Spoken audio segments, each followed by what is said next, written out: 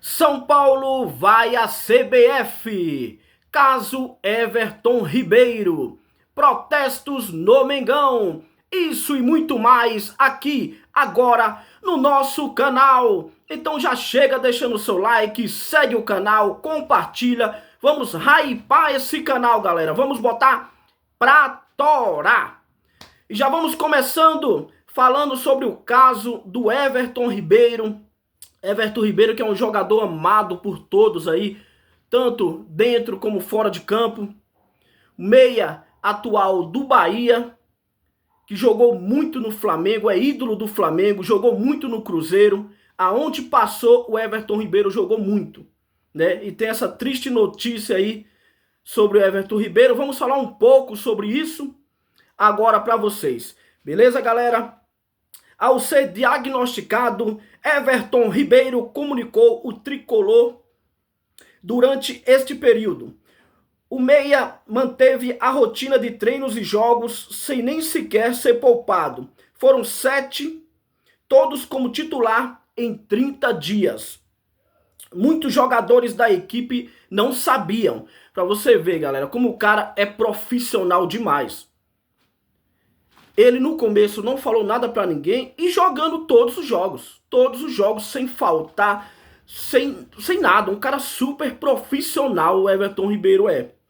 Um dia depois de ir a campo pelo Bahia em jogo contra o Flamengo, o meia Everton Ribeiro surpreendeu ao revelar a realização de cirurgia após diagnóstico de câncer na tireoide. Até mesmo alguns colegas de time, mas se os torcedores foram pegos de surpresa com a publicação do meia nas redes sociais. O mesmo não pôde ser dito para o clube e o técnico Rogério Ceni. Inicialmente, apuramos aqui com uma fonte do Bahia que o clube foi informado pelo meia sobre a informação da doença nesta terça-feira. A Marília Neri, esposa do Everton Ribeiro, revelou que o departamento médico do tricolor percebeu a alteração dos exames e comunicou ao jogador. O diagnóstico, né, do meia Everton Ribeiro do Bahia, divulgado nessa segunda-feira, né, que passou por uma cirurgia para tratar da doença e tudo correu bem, graças a Deus, né? Então ele já fez o diagnóstico, né? Já fez a cirurgia lá no caso. Além do seu clube atual, o Flamengo e mais personalidades do esporte reagiram à notícia e desejaram uma boa recuperação ao jogador. E o jogador falando: hoje fiz a cirurgia e tudo correu bem, graças a Deus. Sigo em recuperação, com fé e com o apoio da minha família e de vocês. Obrigado por cada oração e carinho. Ter vocês ao meu lado faz toda a diferença, anunciou o Everton nas redes sociais. Tenho certeza de que vamos vencer mais uma batalha juntos, completou o Everton Ribeiro. O jogador de 36 anos vinha atuando normalmente pelo Bahia. É o que eu falo para vocês. Um jogador profissional é outro nível. O cara profissional é outro nível. Cara, tanto dentro como fora de campo. Você não vê falar nada sobre o cara. Você não vê. É o cara dentro de campo se doando ao máximo. E mesmo com um problema desse grave, ele continuou. Continuou se doando e tá aí até hoje. Se ele não fala, ninguém ia saber. Né? Um jogador de 36 anos, galera. 36 anos, para você ver. Ele, inclusive, se manteve em campo no duelo da equipe contra o Flamengo na Arena Fonte Nova na noite de domingo. O tricolor baiano ganhou por 1-0. Estivemos juntos pelo Guto e estamos juntos agora na torcida para uma pronta recuperação. Everton, que Deus te abençoe, Miteiro, comentou o Flamengo no pôster do meia. Estamos juntos, meu capitão, escreveu o Bahia. Desejamos muita força à sua recuperação, Everton. Estamos na torcida para que tudo fique bem o mais breve possível, postou a equipe do Cruzeiro. Pra você ver que o cara é amado por todos, né? Felipe Luiz e Diego Alves, ex-companheiros do Flamengo, também comentaram em apoio ao Everton Ribeiro.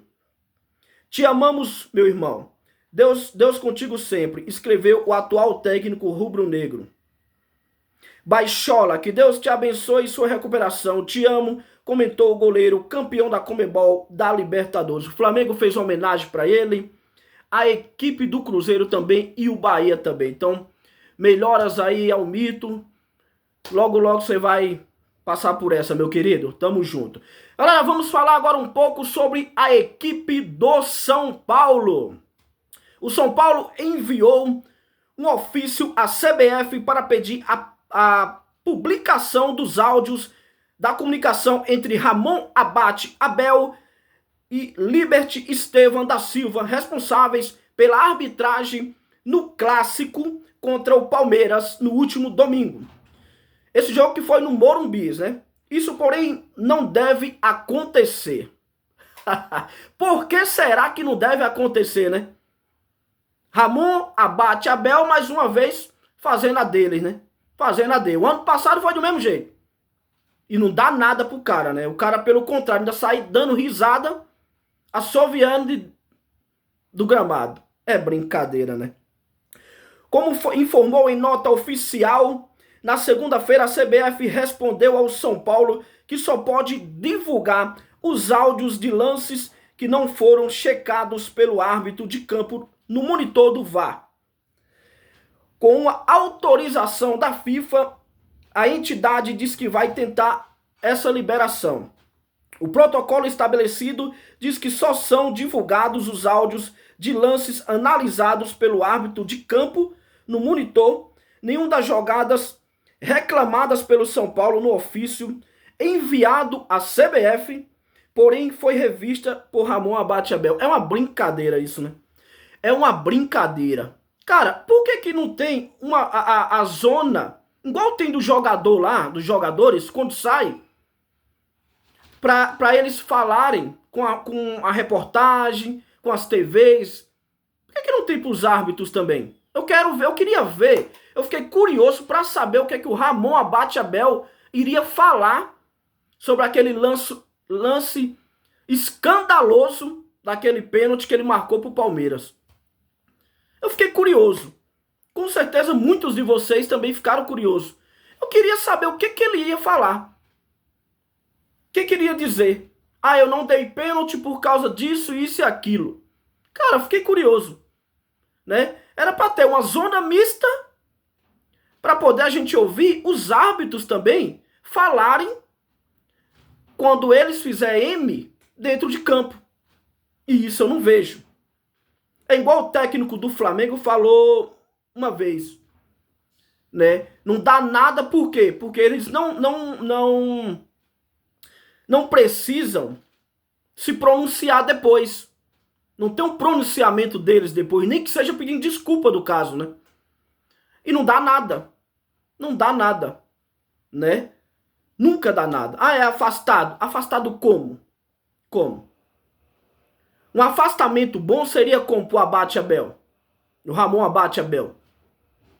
Esse resto de campeonato não colocava ele mais. Deixava ele na geladeira, só ali treinando na geladeira firme e forte. Próximo ano, 2026, começa ele na Série D. Deixa ele lá meio ano na Série D. E o resto do ano põe na Série C. Eu queria ver se rapidinho ele começava a fazer as coisas certas. Por quê? Porque não tem pulso, né? Infelizmente a CBF não tem pulso. O São Paulo reclama ao menos de 5 lances em que considera que o árbitro Ramon Abate Abel e sua equipe erraram e interferiram diretamente no resultado final da partida contra o Palmeiras. O principal deles é um possível pênalti não marcado a favor da equipe tricolor em um lance no início do segundo tempo, quando o escorregão de Alan derrubou Tapia dentro da área. E foi claro, na frente dele. Só ele que não viu. Só ele que não viu. Qualquer pessoa leiga no futebol sabe que aquilo ali foi pênalti. Qualquer pessoa leiga que tivesse assistindo o jogo naquele momento ia falar, opa, mas esse jogador aqui de verde não derrubou esse jogador aqui de branco dentro da área? Não é pênalti? Só ele que não viu, né? Será que o Ramon Abate Abel não vai precisar usar óculos aí? A CBF, porém, consultará a FIFA sobre a possibilidade de divulgação de registros de checagem de lances não protocolares, né? Caso seja aprovado a divulgação de registros de equívocos que possam conduzir a arbitragem a alguns tipos de condicionamento, a treinamento ou avaliações, se tornará praxe. Quer dizer isso? Eles podem continuar errando. Não dá nada. Não vai dar nada. Isso aqui não é nada. E se a CBF conseguir isso aqui com a FIFA, meu amigo, ele vai estar todo dia batendo na porta da FIFA. Porque toda rodada tem erro. Toda rodada tem erro. Galera, vamos falar um pouco agora sobre o protesto da torcida do Flamengo, inclusive com o BAP e o Samuel Lino. Samuel Lino vai da seleção a alvo de protestos em 2 meses no Flamengo. A passagem ainda curta de Samuel Lino pelo Flamengo tem sido intensa. Apresentado oficialmente no dia 1º de agosto, o atacante vive uma montanha-russa de emoções que contam com uma convocação inédita para a seleção brasileira, mas também um pênalti perdido na eliminação da Copa do Brasil. Depois daí, para mim, Samuel desandou, que estava jogando muito bem. Depois desse pênalti perdido, meu amigo, Samuel Lino, acho que ele tá pensando que ele tá numa escola de samba. Será que ele tá pensando que o Flamengo é uma escola de samba? Que ele só sabe sambar, para um lado, para o outro, para um lado. Não toca, não chuta, não faz gol, não faz nada. Felipe Luiz tem que pegar ele no campo, colocar a trave com o goleiro e deixar ele a tarde todinha chutando pro gol para ver se ele aprende a chutar no gol. Porque chutar no gol ele não chuta. Tem que rever esses conceitos aí, né? Porque é um jogador que vem da Europa. É um jogador que estava no Atlético de Madrid. Né? Não sei o que ele aprendeu lá. O que aprendeu ou que não aprendeu lá, né? Mas, pelo chutar no gol, parece que não foi o caso, né? Ele que, no caso, como eu acabei de falar, foi apresentado no dia 1º de agosto, né? Ele vive uma montanha russa de emoções que conta com uma convocação inédita para a seleção brasileira, como eu acabei de falar, mas também um pênalti perdido na eliminação do Flamengo na Copa do Brasil. E um protesto no ato de vandalismo na sede da Gávea. Galera, eu vou falar mais sobre esse caso no próximo vídeo. Esse vídeo aqui tá ficando muito longo. No próximo vídeo eu vou falar um pouco mais sobre esse caso do Flamengo, desse protesto, de tudo. Beleza? Combinado? Então já chega deixando o like, já segue o canal, já compartilha, já hype esse canal. Vamos botar pra torar, galera. Vamos botar pra torar. Vamos subir esse canal. Vamos que vamos. Até a próxima, galera. É nóis!